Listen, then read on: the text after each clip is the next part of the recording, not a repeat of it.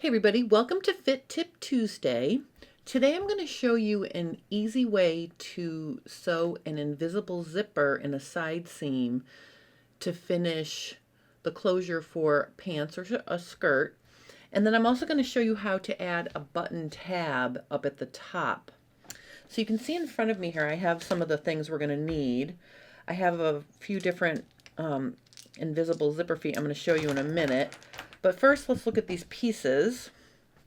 I drew a line at the top indicating the top of a self-faced waistband.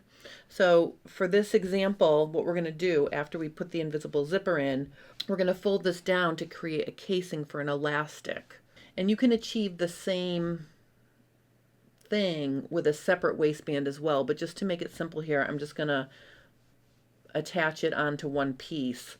I've already created my tab, and if you're going to put the tab inside the garment, then what you do is you sew the buttonhole onto the tab, and then when the waistband is sewn down, the button gets sewn to the wrong side of the the casing facing, or the waistband facing. So that's how this is going to go together. So I'm going to put the tab away for now. The other thing I did was I interfaced the edge of this linen fabric with some fusible interfacing to give it some support when we sew in the invisible zipper. So that's how I prepped my pieces. Now let me show you the options that you have to sew your invisible zipper. First, I have a specialty feet that you can buy that have grooves in the underneath to put the teeth of the invisible zipper in. So this is one option, and I have two different versions. This is for my my industrial machine. Okay, it's a metal, and you can see those grooves, I think. And then this is a plastic one for my FOF. Okay, so you can use that to sew an invisible zipper, or you can use these little one-sided zipper feet that I had for my industrial machine as well. I don't have an invisible zipper foot for my new Janome, so I'm going to be using my regular zipper foot that comes with the machine. And this is the first time I'm going to be using this to do an invisible zipper. So let's see how it goes. All right, so I'm just going to attach this. The one thing I do like about this zipper foot is I can attach it one way, meaning it doesn't have a left or right side, so I don't have to switch it back and forth, and I can just move my needle over to where I need it to go. So I think that this is going to work fine. All right, so it's always fun to look at the instructions that come with your Coats & Clark zipper if you happen to be using one of those. The first thing they recommend is to iron the coil flat so you can get close to the teeth when you're sewing the zipper on. And let me just show you what they're referring to. You can see here that the coil can be flattened, like it can roll down a little bit.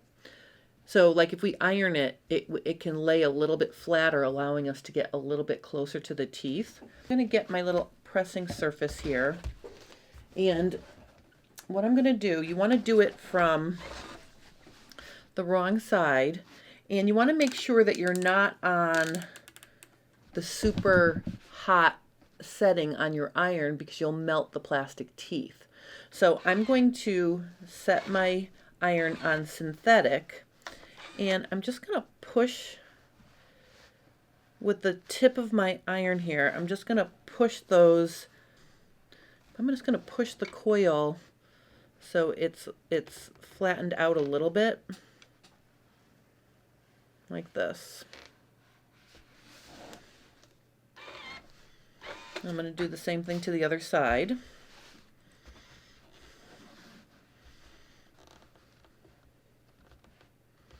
So basically I'm just nudging it a little bit. That'll help us get a little bit closer to those teeth with a little less effort. I'm going to unzip my zipper.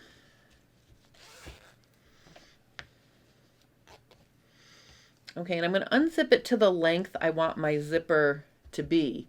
Now here's the thing. If you're fitting or if you're inserting a invisible zipper into pants or a skirt, you want the end of the zipper to stop before the fullest part of your hip. Because if it stops at the fullest part of your hip or just a skosh below it, it may poke out as your body starts to curve back in. So it is important to make sure your zipper is only as long as it can extend to just before the fullest part of your full hip. So what I'm going to do here is I am going to lay it out here. You can see that I have a top stop. I want the top stop to stop right at, I want it to go all the way to the top of our self-cased waistband in this case.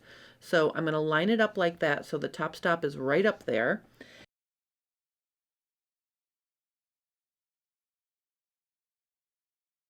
And then what we want to do is we want to put the zipper right sides together. So right now the top or right side of the zipper is face up. It makes a difference which way you turn the zipper to have it right sides together. If I turn it so that I'm scratching the fabric like this, you can see the right sides are together, and that will work for the first side. But on your second side, it's going to create a twist in your zipper. So I'll show you that when we get to the second side. So always just keep, make it a habit when you turn your zipper so the right sides are facing together, wave the teeth side of the zipper towards you. So wave it in the air so you can see the teeth are up. And now I've got right sides together like this. That way you won't end up with a twisted zipper when you sew the second side. So what I'm going to do here is I'm just going to make sure that the top stop is right at the top of the finished edge of the waistband casing here. And I'm just going to put one pin. You don't have to pin the entire zipper down. I just like to secure it with a pin so it's, it's in place. Once the zipper is, once we start working with it, then we don't have to worry about, we can guide it as we go. I'm also going to make sure that the fabric is peeking out 1/8 of an inch because this twill tape is a 3/8 inch twill tape. And if your seam allowance is a 1/2 inch, you're going to offset that little bit like that. All right, so now let's go to the sewing machine. I'm going to put my needle all the way over to the right, and I'm going to push the coil back so it's laying flat as I position the foot in place here. I want to get it so it's right up against, and actually, you know what? I'm going to put one more pin up here. And this pin I won't have to remove. I just want to make sure I don't push it out of alignment while I'm getting the foot into position. So I've got one pin there. I'm going to just roll this like this. And I'm going to put my presser foot down so it's right in that roll. Okay, so it's starting to nudge against the zipper. So then what I'm going to do is I'm just going to start stitching right down. I can remove this pin now because I've got it into position. And as I sew, I'm going to make sure that I can see that 1/8 of an inch of fabric on the end of the twill tape there. I'm going to back tack up at the top.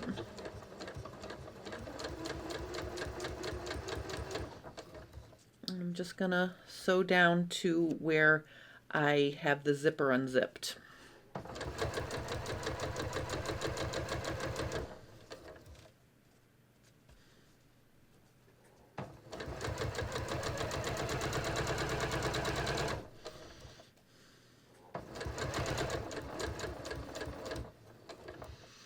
so when I get to the bottom, I'm just going to back tack at the bottom as well. Now let's take a look at that. Okay, so here's what I'm going to do next. I'm not going to unzip my zipper because I want to stop in the same place on the other side. I'm just going to roll the zipper so it's right sides face up. And then remember, this is where we can really see it if we create a twist. So again, if I were to turn my zipper right sides together like this, see that twist right there? You won't be able to zip the zipper up. Okay, so basically what you want to do is you want to turn the zipper to the right side so the teeth are flashing in front of you or waving at you as you turn your zipper. So now it's right sides together, and I'm just going to put those 2 pins up at the top, lining up my top stop in the exact same place that I have it on the other side so it matches. Okay, so it's about, I would say, 1/8 of an inch from that top, line that I drew. So I'm going to make sure this one is as well. So I'm going to do 2 pins. I'm going to do 1 across the top to hold it in place for me, and then I'm going to put a second one like this.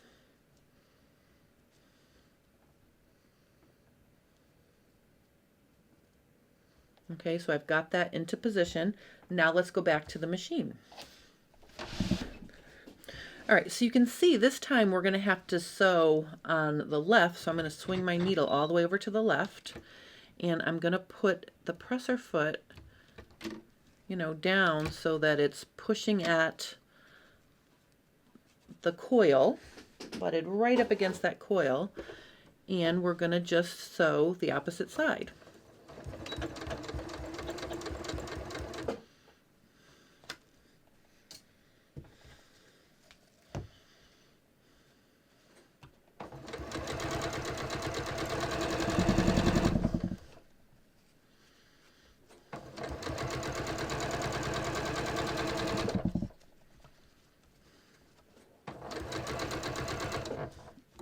Okay, and I'm going to stop at the same spot or level that I stopped on the first side of the zipper here. I'm going to back tack.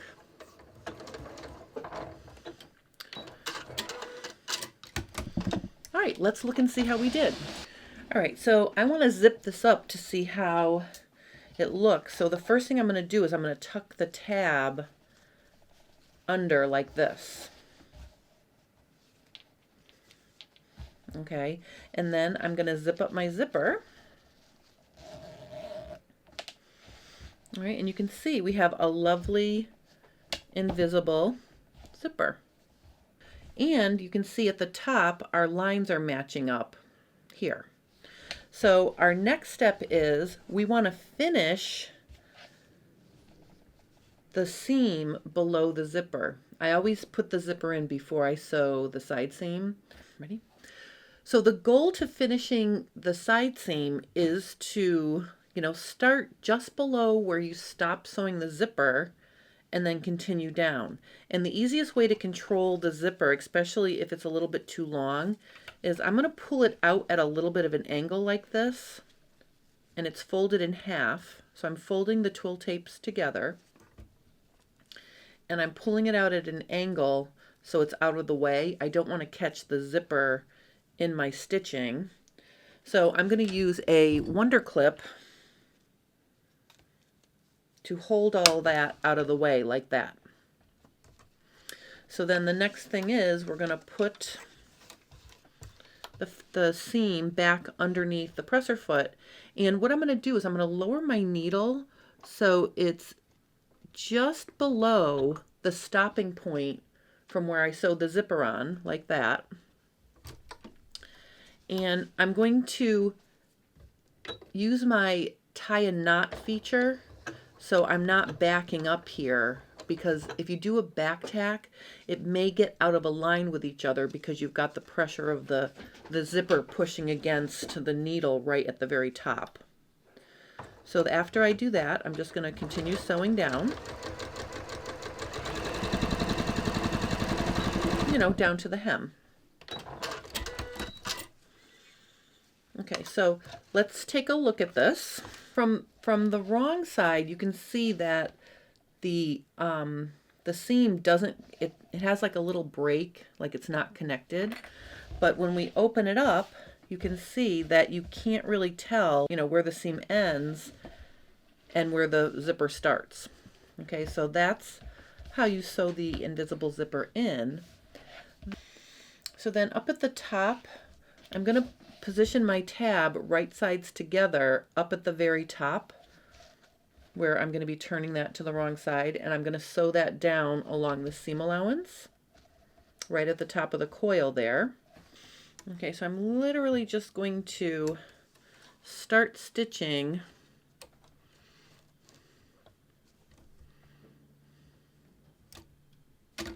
right at the top. Move this out of the way.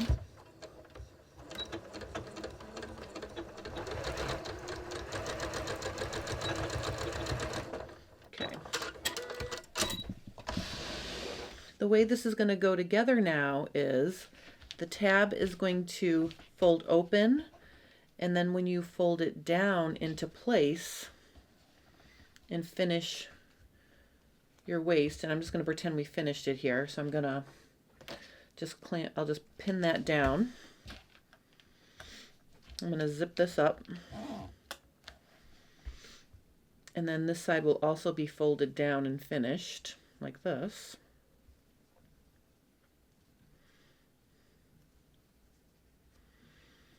Okay, you've got your, let me just pin this. Okay, so that's finished like that. And then from the inside, if you decide to finish it like this, what you would do is you would sew your button right over here. And that's how it would be finished on the inside. All right, so you can see now, let me just move this. I'm going to put a regular pin here so it's not as much of an eyesore here. So this is sewn down.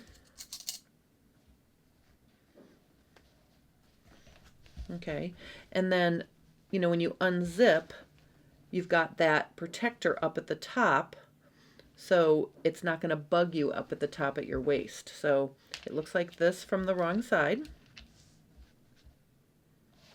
and from the right side it will look like this.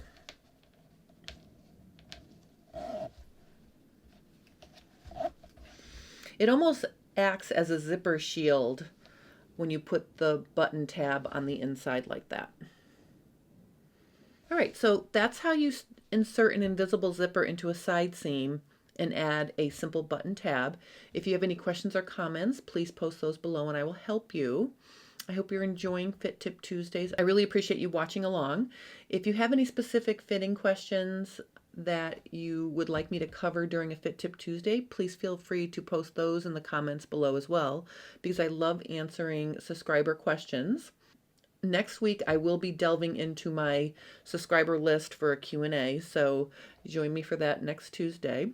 And this Friday, I will be finishing up my test pair of jeans, and I'm also going to talk about how I'm going to be working with Carol from Ditto Form to skinny down my Ditto Form in places where I've become smaller. So I'll be working with my fit muslin that I made as a cover for my Ditto Form. I'm going to adjust that so it fits me, and then we can use that Princess Sloper to, try it on my Ditto Form as we start, working with it. So that's what I'll be doing on Friday. I hope you guys have a great week, and I will see you again soon.